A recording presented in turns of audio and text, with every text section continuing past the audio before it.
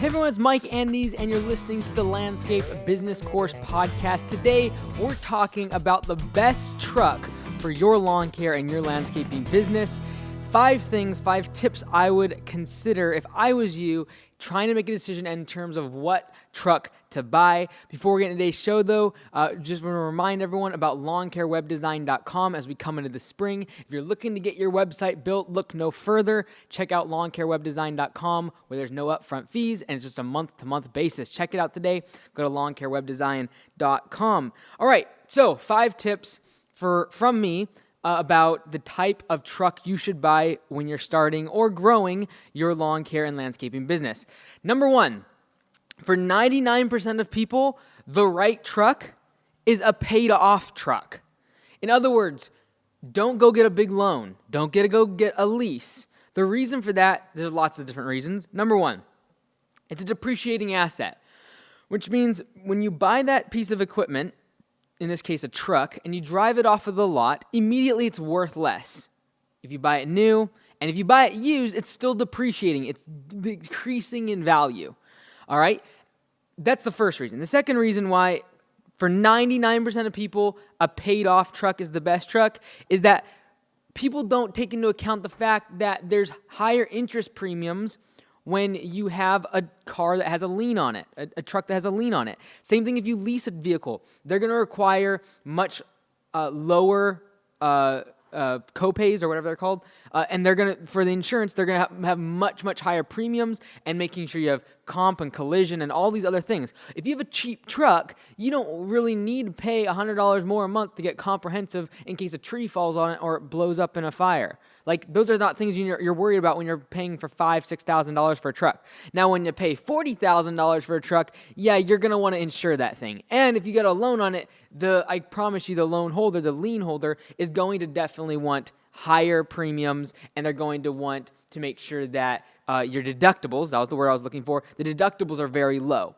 All right? So, if I have a cheap truck, I want my deductibles to be high because I'm not going to try to fix it if it gets hit by something hard. I'd rather take that money I'm saving, put it in the bank account as cash in case I need to buy another one. So, for example, if someone came to me and said, hey, I have this opportunity to buy a $30,000 truck, all right, and I'm going to make payments on it or whatever, and I only have to put $5,000 down. This is what I would say to them.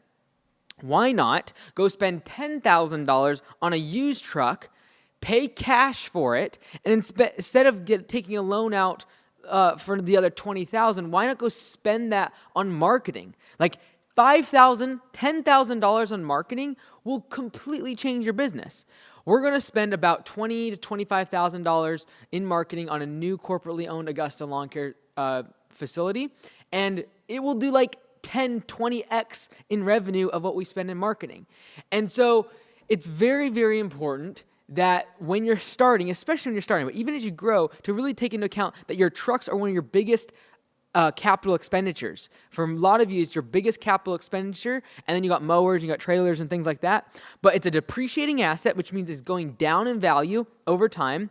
And the last thing you want to do is have a loan or a lease, or more, let's just talk about a loan. A loan, we don't have a loan on a vehicle, and it's only worth $30,000 now instead of $40,000 because you used it for a year, and guess what? There's dirt, and there's dings, and there's dents, and there's rocks, and they're work trucks, and all of a sudden you owe $30,000 on it, but it's only worth $30,000, but you still owe $38,000 on it. Like, this is the craziness that I see all the time on people's profit and loss statements, where the truck is literally worth $8,000, $9,000 and they owe $20,000, $25,000. It happens all the time.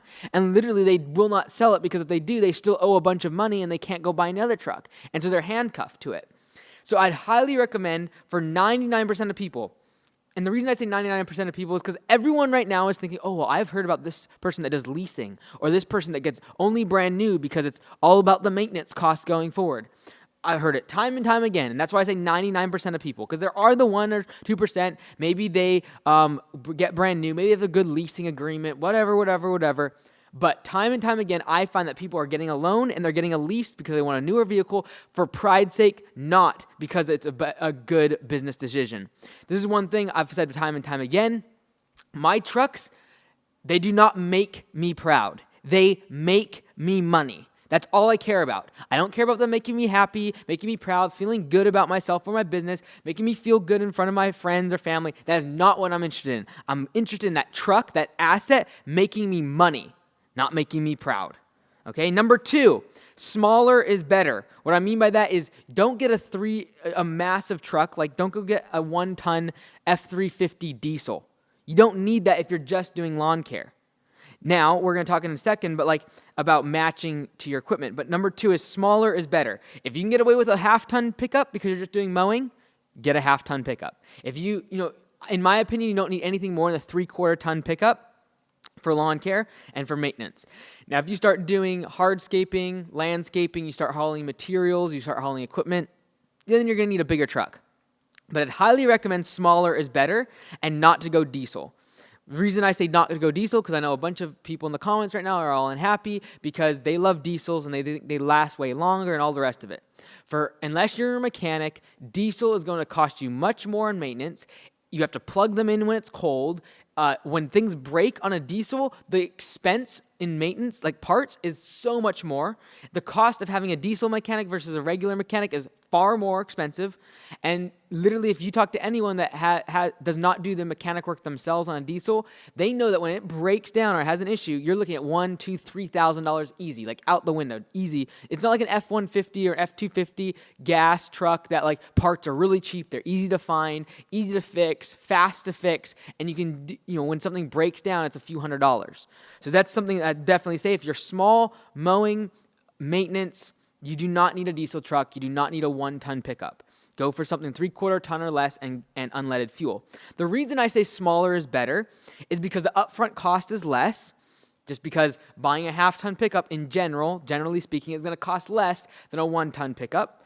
Maintenance, bigger trucks mean bigger parts. Bigger parts mean bigger, whoever's working on that is going to have more knowledge and experience, a bigger hoist and a bigger shop. So the maintenance on a bigger vehicle costs more. The parts cost more, all of that. Another thing is smaller is better is because the bigger your truck, the more training and the more skill your hires are going to need in order to operate those trucks. If you get dump trucks, you're going to need to train them on that. If you have a diesel truck, you're going to have to train them on how to turn the engine on and that you got to let it warm up and how to drive it a little bit differently and plugging it in. You've got to make sure that if it's a big truck, you got to train them how to back it up differently. If it's a dump truck and they can't see out their back windshield, they've got to use their mirrors when they back up. These are all things you got to think about when you talk about a truck. I want a big truck to be able to haul 10,000 pounds of material. Okay, but do you need it? Smaller is better. If you can get away with the upfront cost is less, the maintenance is less, and you won't have to have as high skilled of individuals and people, and finding them is much easier if you don't have these big trucks, big equipment, and things like that. Number 3, when it comes to picking your truck, match your truck to the equipment. All right, so if you have a trailer, you're going to need a slightly bigger truck. You're not going to get away with a Ford Ranger and hauling a dump trailer that is in and of itself 5,000 pounds. You're going to have to figure out, what are you doing for your trailer? If you have an enclosed trailer, you don't need a 1-ton pickup, but you might need a 3/4 ton to pull an enclosed trailer that's 7x14 and has a ZeroTurn inside. So when we talk about matching your truck to your equipment, look at your trailers, look at your ZeroTurns. If you have ZeroTurns and they all weigh a couple thousand pounds or 1,000 pounds, and they're going inside of an enclosed trailer, all of a sudden your net weight becomes pretty large, and you need to actually have some towing power. So that's something you're going to look at. Again, if you have matching your truck to your equipment, if you're going to be pulling an excavator and a skid steer or hauling a dump trailer with a bunch of gravel in it, then you're going to be needing a 1-ton or more pickup. You're going to need something that can pull a lot harder. You might want to think about getting a diesel. All right, so these are all things that you'd want to consider when you're looking at a truck.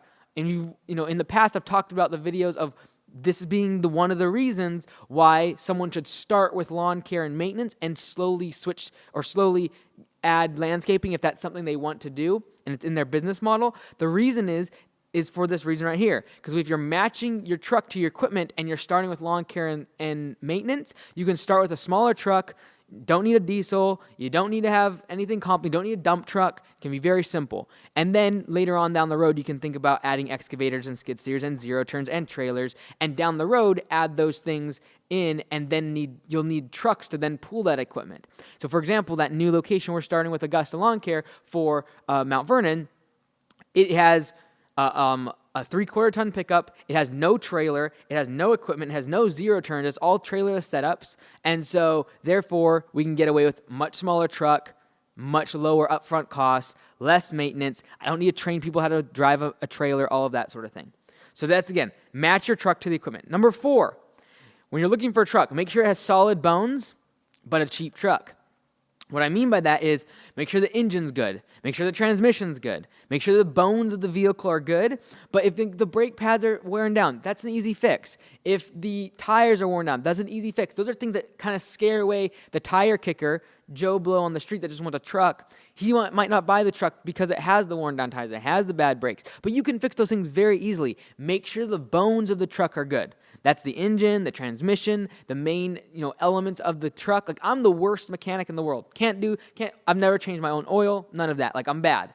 So for me, it's very important that the trucks that we buy have a solid skeleton, and then if there's little things that need to get fixed, that's fine. Those are cheap. But making sure that you don't buy a $10,000 truck and then have a $3,000 repair the next week is important. So make sure the bones of the truck are good. If you're not a good mechanic, take it and get an inspection by a mechanic. What you do, so if you're looking at a truck on Craigslist, set it up with the person that you're going to meet them at the mechanic. The mechanic does a 1 hour, 30-minute inspection. Maybe there's like a 20-point inspection or whatever. Can give you a really good idea if there's going to be maintenance in the future you're going to already need to know about and need to address down the road. So solid bones, cheap truck. When I say cheap truck, here's a few examples of things I would suggest. Standard cab, long bed. All right, unless you're having a bunch of crew members on a crew, so unless you're having like 2 or more people on a crew, you can go get away with a standard cab. You're going to pay more if you're going to get a crew cab or extended cab or like anything more than just that one, the 3-seater up front. And when you do that, then you can get a long bed and get an 8-foot bed to have more space for debris or grass clippings or equipment or whatever you got to put in the back of your truck. And so again, these are ways to make sure that you have a solid truck, but to make sure it's cheap, have a standard cab, unless you're going to have a bigger crew size, and have a long bed. Also, trucks. We really like trucks that are 5 to 10 years old. That's when the fastest depreciation has come off the vehicle, those first 4 years. So 5 to 10 years old is what we're targeting. We're looking for trucks that have 80 to 100,000 miles on them. Those are trucks that are going to, again, be depreciated. They're going to be cheaper. They're going to be fully depreciated, and they're going to have a much lower depreciation year over year in the future. So that's what we're looking for. 5 to 10 years old, standard cab, long bed, 80 to 120,000 miles, knowing, this is what everyone's going to say. This is what everyone says. You should buy new because you don't have to do maintenance. And if you buy used trucks, you're just going to spend the monthly amount in maintenance all the time. If you do good preventative maintenance, you will not spend thousands of dollars on every truck. It's just not true. If someone's looking and saying, "Oh, well, I need to spend $550 a month for a truck payment because it's new and I don't have the maintenance," there's no way you're going to spend $6,000 on maintenance every year on a truck. It's crazy what people say sometimes.